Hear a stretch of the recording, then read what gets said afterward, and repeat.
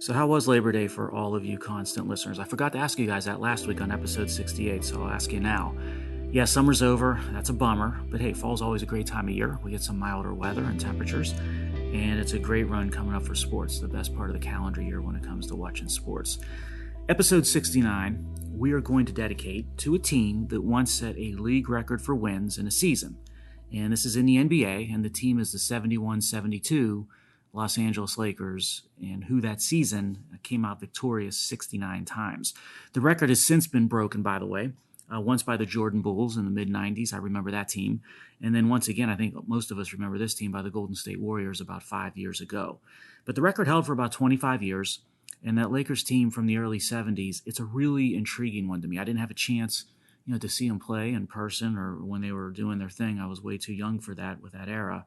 But, looking at the team in retrospect, what an interesting lineup. You had, once again, Wilt Chamberlain, the Big Dipper, who came up in episode 67's dedication a few weeks ago to the Philadelphia 76ers championship team that season, the best single-season team, I think, in NBA history.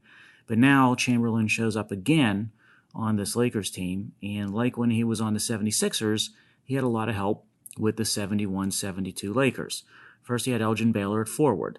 I think Elgin Baylor might be one of the most underappreciated, probably from my perspective, the most underappreciated great player in NBA lore. He was a great scorer. He was a great rebounder. He had that rare combination of strength and grace. So you see a lot of great players that are graceful or that have that strong game. Elgin Baylor was that rare combination of both. He was a leader not just on the court. He did a lot of leading when it came to social issues off the court during the turbulent 60s. So I give him obviously credit for that. And he averaged the most points per game in his career of any forward in NBA history. I want to say only Jordan and Wilt had higher points per game for their careers. Now Elgin, he wasn't a major force that year for the 71-72 Lakers on the court. It was his last season before retirement. In fact, he retired a few games into that season. He was felled by an Achilles injury. But what a great player. I wanted to highlight Baylor. And by the way, guess how Elgin Baylor was named, how he got his first name. When he was born, his dad looked down at his watch to see what time it was. And the watch brand that his dad was wearing was Elgin. And his dad liked the sound of it. Hence, not only was a star born that day, but a star was also named with respect to Elgin. That team also had Gail Goodrich, a guard from UCLA. Some other guard on that team by the name of Jerry West, from a place called Cabin Creek, West Virginia, or as we like to say in Western Pennsylvania, Cabin Creek, West Virginia, also known as, of course, Jerry West is the logo. That image of the NBA logo is widely attributed to West as he was handling the ball. And another guard on that team, his name was Pat Riley, and he went on to achieve a few coaching exploits after he retired as a player. Now, this Lakers team, they set another record that year that stands to this day, and that is consecutive wins in a regular season at 33. Next closest at number 2 is 28 consecutive wins. That's by the Warriors that hold the total wins for season that I mentioned at 73. And that Warriors team, by the way, they posted their 28 consecutive wins over 2 seasons, not one. So the Lakers from 71-72 get extra credit for their 33 consecutive wins, which came in a single regular season. So episode 69 goes to the 69 regular season wins record at the time and still record 33 straight regular season wins of the 1971-1972 Los Angeles Lakers, NBA champions that year. By the way, the Lakers finally became NBA champions that 71-72 season, but they lost 7 times in the NBA Finals through the 60s and prior to that championship year. Most of those losses came at the hands of the Celtics and Bill Russell. So it makes sort of Buffalo Bills fans who've been suffering through 4 failed Super Bowl appearances not seem to have it that bad when you consider what the Lakers went through in the 60s until they finally were able to achieve a championship in 71-72. All right, we're off to connecting dots in homage to the great BBC personality Dr. James Burke of Connections fame.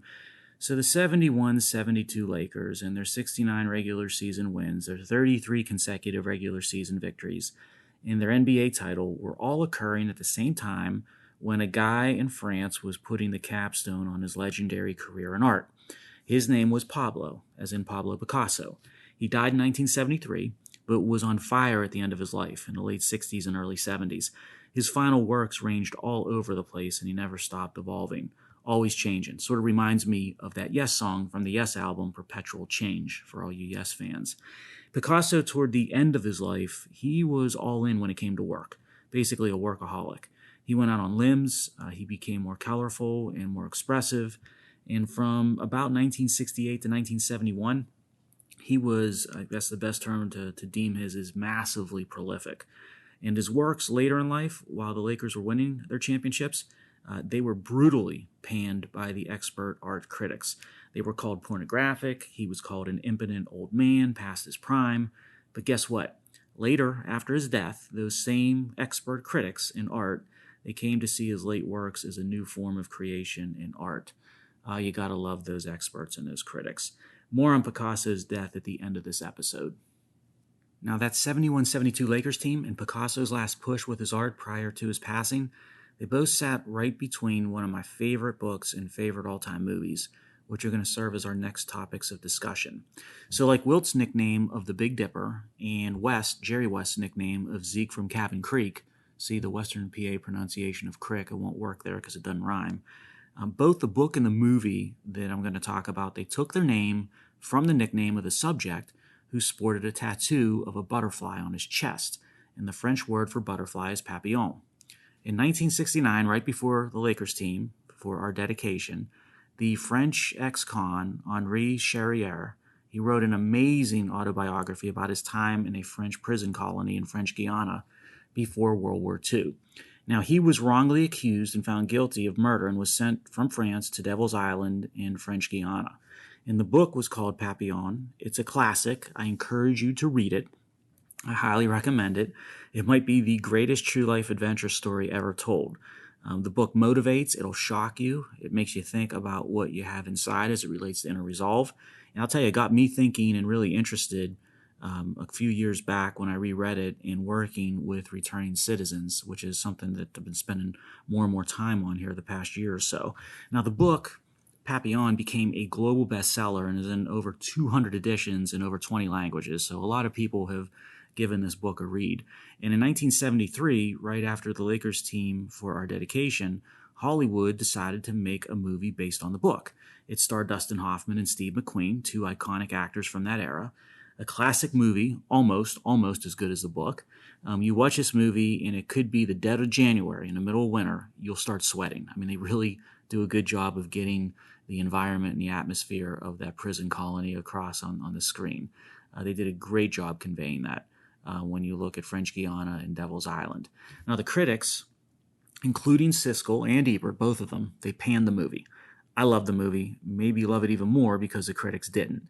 Yes, everything, even film, has its elite expert class. When it comes to film and literature and music and art, let me give you constant listeners some advice. Be your own experts. Now, we'll come back to one of the stars of the movie, Dustin Hoffman, at the end of this episode. Papillon is in many ways also a story about how the system and institutions and government, they're designed to break the individual and their spirit, by design or just by reality, which brings me to the next connection, an important one that I am passionate about. A lot of you, and I mean a lot of you, constant listeners, have been asking about the Mentorship Academy that we started last year within the CNX Foundation. So I wanted to talk about it for a few minutes, and keep in mind you can follow every step of the first year's class, from concept inception to kickoff to graduation to signing day for some of the graduates' career starts at nickdeulius.com, my website, under the Mentorship Academy tab, or at the CNX website as well. And let's start with the basic concept of the Mentorship Academy, like what it was premised on. And it's a simple but very powerful one. The system, whether it be primary school or high school or the federal government or media or just general culture, they all focus on young adults getting to college. And there are two problems with this, and the Mentorship Academy looks to address both failures. First, the higher education system, it's broken. It's often a ripoff of students and families and taxpayers, and it might just be beyond reform. The higher education system, it's basically rewarded for failure. They get government subsidy from dozens of directions. They don't train students for marketable skill sets in the private sector, and then they hike tuition while diluting quality. If students default, the government forgives the debt, meaning the taxpayers pick up the tab. The cycle repeats itself, and it gets bigger and worse every single year. college has become a huge waste for too many students and too many degrees this day. And then second, the system I just referenced, it completely abandons and forgets about young adults who don't see the purpose in pursuing a college degree, at least not right out of high school. What about them? What careers and professions await them to be considered? It's as if no one cares in the system about this demographic, yet our world stops without the next generation assuming the types of career paths that those individuals would fulfill or fill. So the concept of the Mentorship Academy at its core, it's quite basic. You grab a hold of those students in their junior or senior years of high school, the ones who have potential but don't want to head off to college right out of high school. You open their eyes to career paths that pay family-sustaining wages and don't require student debt of college in 4 potentially empty years. You teach them some life skills, and then the tangible life skills, right, of resumes, how to interview, using social media to market your career. And then you craft the image where employers in the private sector, they want to hire that person, that individual. And then you teach them the intangibles on the intangible skill side, how to present yourself, how to hold yourself in public, how to make a great first impression and set a plan and then go pursue it. And one of the special ingredients, from my perspective, of the Mentorship Academy, it's focusing exclusively on high school students in urban and rural school districts. For us at CNX, it's in Western Pennsylvania, where we've got the full spectrum of urban and suburbs and rural within close proximity to one another. So why urban and rural? I think a couple of reasons. First, those are the districts and zip codes that are typically underserved communities. They're the most in need of attention and help. We want max impact, in these rural and urban areas are where you're going to find max impact. Second, it creates a mix of students that come together that would never meet but for the Mentorship Academy. You got different school districts, you got urban and rural, and yeah, that's right, you got black and white.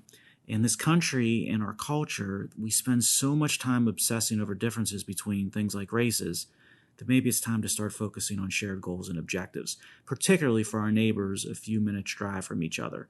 Mentorship Academy, I think, is a way to do so.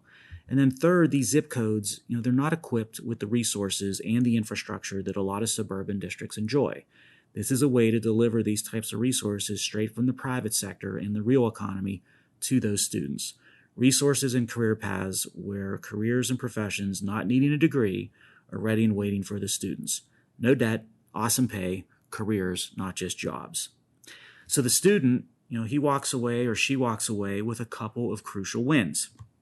First, you got a set of new friends that they can navigate life with. All these kids become friends, and I hope they become lifelong friends. Second, they develop a network of professionals and businesses that will consider them for internships and employment, and it'll give them a look. And it's a two-way street, by the way. The students are now aware of those companies and industries and jobs and vice versa. I call this the external awareness, or awareness of out there, so to speak. I didn't know what was out there when I was their age, and I bet you didn't know much of that either. They know way more than we did, largely because of the Mentorship Academy. That's a huge plus. And then third, those resumes and interview skills and social media brands we talked about, those are obviously takeaway wins for the students. And then fourth and last, it's what I call the bookend to the awareness of what's out there. There's also a self-awareness of inside. And with that comes a level of self-confidence, the demeanor, the confidence, the presence of a student after a year of the academy. It's markedly better, and it is a sight to see. So how do we measure success? A lot of you listeners ask me that. I think there are a lot of metrics and a lot of ways that you measure success. You've got the interest level of students wanting to get in. You can look at the retention of students through a full year.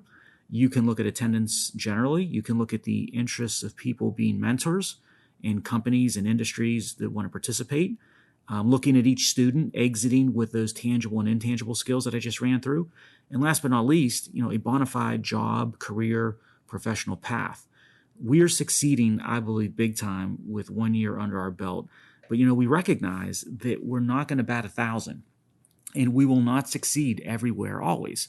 That's sort of the point when you think about it. This is a big impact, challenging issue. Nothing ventured, nothing gained. And if it were easy, it would already have been done. It's a messy but very rewarding thing. It has a risk of failure from student to student. That's the reality. That's the motivation. That's the point of all of it. And the Mentorship Academy held its first ever recruiting cookout a few weeks ago, almost a year to the day from the Mentorship Academy's inaugural class kickoff. The cookout followed a busy academy summer. So the summer included our inaugural class graduation event this past June. We had July signing day event where CNX celebrated hiring 6 of the inaugural Academy class graduates. And 1 year was a wrap and I think a huge success. So when we're going into year 2, we weren't rookies, we weren't newbies at this anymore. We were able to adjust and adapt. It showed early on the second year. The Get to Know You event for the second year class served, I think, as an amazing example of what the Mentorship Academy has become. We had over 50 students from Western Pennsylvania's urban and rural school districts who expressed interest in being considered for the Academy's second year class. Dozens were able to attend the recruiting cookout on the HQ at CNX rooftop.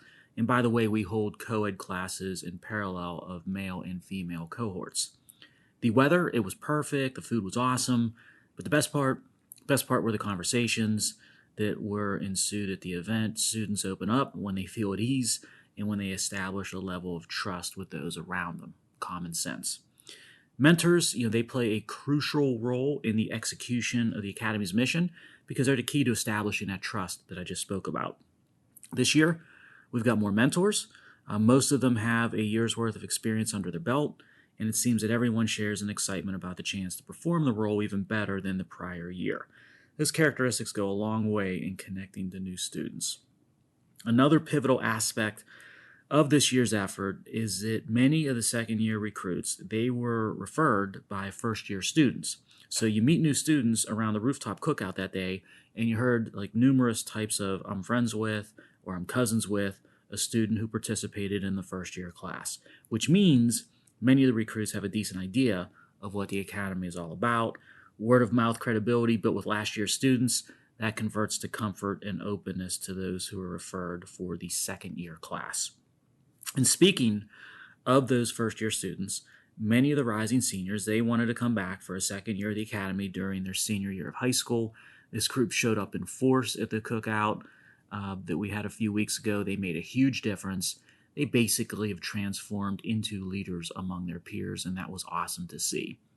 And in fact, prior to the event, the CNX Foundation team, we're sitting around talking about at the event, at the cookout, how we would describe to the second-year recruits what the Mentorship Academy is about and what they can expect. So at the cookout, it hit me just prior to my brief remarks that I was going to make as to how to explain the Academy to these new students. So what I ended up saying was I said, hey, look around. You've been talking to and sitting with students from last year's class. So do you see their confidence? And do you notice how they handle themselves?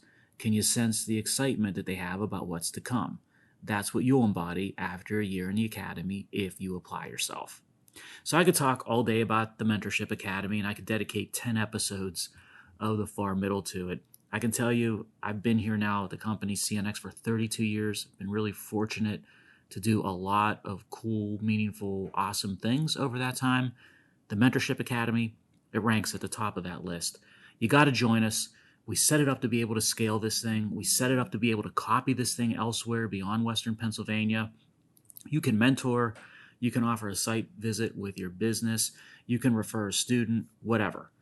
Reach out to me on Twitter at Nick Diolius. You can reach me on LinkedIn, Nick Diolius, or you can email me on nickdiolius.com on the website. You'll be glad you did. I'll be glad you did. And if you can't do any of those things, the one thing you can easily do to support the Mentorship Academy is to buy a copy of my book Precipice on Amazon or barnesandnoble.com. All the net proceeds, they go to the Mentorship Academy. And by the way, if you want a signed copy of the book, contact me, like I said, on LinkedIn or Twitter. I'll be happy to set up a way to make that happen. And the Mentorship Academy leads to the next topic to touch upon, which is how students and parents and taxpayers are finally starting to hold colleges accountable for higher education's abandonment of its quality of education that it delivered during pandemic. How colleges charge full rates of tuition, while at the same time they go remote, they shut down their facilities, they bar kids from campus, and they pretend that Zoom versions of class are anything close to the quality of in-person learning. So while the federal government, on one side, keeps subsidizing the failed model of higher education with loan forgiveness and subsidy, it creates and pumps up the tuition bubble even more that colleges can charge. And at the same time, it removes any sense of accountability for higher education to deliver a product and service that would be in sort of correlation or proportion to the king's ransom of tuition that is charging. Well, now the colleges out there, they are in a bit of a legal pickle. They promote in their materials and in their brochures and on their websites the awesomeness of the campus and the dining halls and the gyms and the classrooms and the dorms and on and on. And they charge ungodly tuition levels, as I said, for the experience. Then the student commits, pays up the tuition, but then learns that over a year of the student's 4 years will have access to none of those facilities due to following the science, so to speak, of what the CDC or Fauci rules this week or that week. The plaintiff students are saying that there was an implied contract that was breached by the colleges, and I think they've got actually a great case and a great legal foundation to argue that point. To charge full boat tuition and then basically deliver half of the promised service, their argument is a breach of contract. So I think all of you constant listeners know by now that I am not a big fan of the tort bar or of the plaintiff's bar because I think they've gotten out of control. But if these suits reform the system, I'm all for it. But I do have my doubts that they will reform anything because colleges and higher education, as I said earlier, they may be beyond reform. All right, time flew on this, and I got to tell you, I had a lot of fun with this episode in particular. Yeah, the Mentorship Academy, constant listeners, it shows how taking an idea and then winging it, at least at first, can lead to some pretty neat things. So as we close out episode 69, let's go back and link the dots that we talked about earlier. We talked about Picasso, Papillon, and winging it on the fly in life like we sort of did when kicking off the Mentorship Academy. So the movie, Papillon, was filmed largely in Jamaica, and as I said, Dustin Hoffman was one of the stars. Well, guess what happened? What bit of sensational serendipity that you're going to hear only on the far middle occurred? I could tell you, but let's have the greatest performer in rock history, Sir Paul McCartney, tell the story himself. By the way, I ranked the 4 Beatles, and Sir Paul is clearly at the top, and you can read all about that analysis on nickdelius.com under the commentary tab. But back to our serendipity. Again, using the words here of Paul McCartney. He said, on one of our Jamaican holidays, we had heard that Dustin Hoffman and Steve McQueen were around, shooting the film Papillon. We were invited to visit the set, and Dustin asked us back to his house for dinner. He was asking me how I write songs. I explained that I just make them up. He said, can you make up a song about anything? I wasn't sure, but he pulled out a copy of Time. He pointed to an article and said, could you write a song about this? It was a quote from Picasso from the last night of his life. Apparently, he had said to his friends, drink to me, drink to my health, you know I can't drink anymore, and then gone to bed and died in his sleep. So I picked up a guitar, and I started to strum and sing, drink to me, drink to my health. And Dustin was shouting to his wife, he's doing it, come and listen. It's something that comes naturally to me, but he was blown away by it, and that song became Picasso's last words. So that was from Paul McCartney. I want you guys to give that song a listen. You'll find that song on Wings' eponymous Band on the Run album, awesome album from 1973, right around that era of time we've been talking about on this episode. So drink to this or drink to that as you so choose, but do so in moderation between now and next week. Cheers, everyone. Talk soon.